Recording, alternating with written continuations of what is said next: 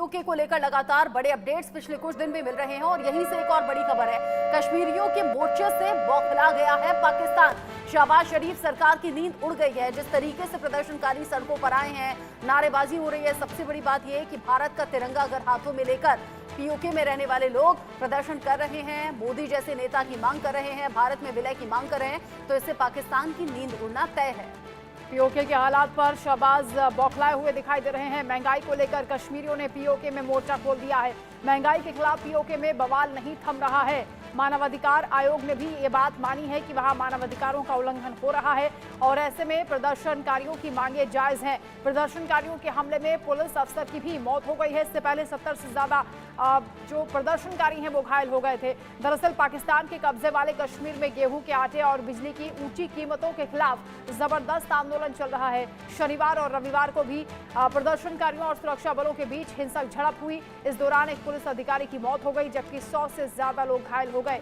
घायलों में ज्यादातर पुलिसकर्मी बताए जा रहे हैं। वहीं विवादित क्षेत्र में पुलिस और अधिकार आंदोलन के कार्यकर्ताओं के बीच झड़पें हुई हैं और पूरे इलाके में चक्का जाम कर दिया गया है। दुकानें भी बंद रखी गई।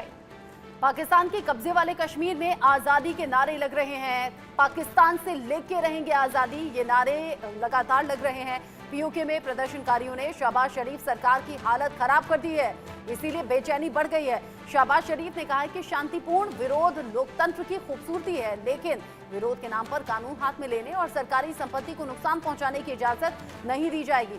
शहबाज शरीफ ने कहा है कि सभी पक्षों को पीओके में शांति और व्यवस्था स्थापित करने में भूमिका निभानी चाहिए और प्रशासन को शांति और व्यवस्था बहाल करने के लिए बातचीत के दरवाजे खोलने चाहिए। पीओके के लोग सस्ती बिजली और गेहूं के लिए प्रदर्शन कर रहे हैं और ये वो मांगे हैं जो बुनियादी सुविधाएं हैं, होनी चाहिए, लोगों को मिलनी चाहिए।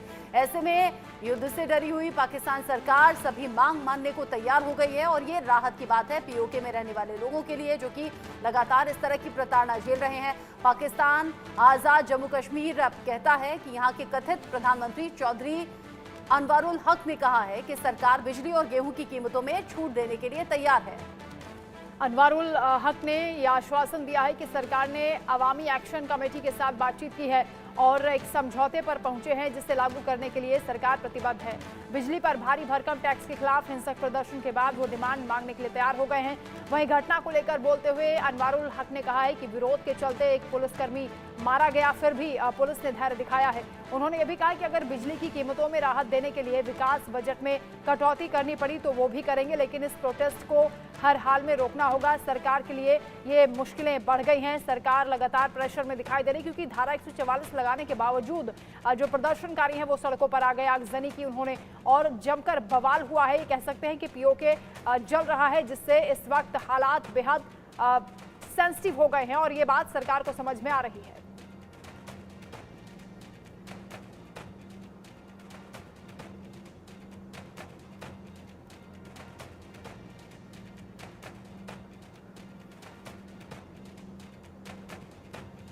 पीओके में लगातार मोर्चा खोला हुआ है, प्रदर्शनकारी सड़कों पर हैं। पाकिस्तान सरकार की नींद उड़ गई है और ऐसे में बवाल कर रहे प्रदर्शनकारियों को रोकना या कंट्रोल करना मुश्किल साबित हो रहा है। अब नौबत ये आ गई है कि मांगे मान ली गई हैं इन प्रदर्शनकारियों की। पाकिस्तान सरकार के पास विकल्प कुछ है भी नहीं।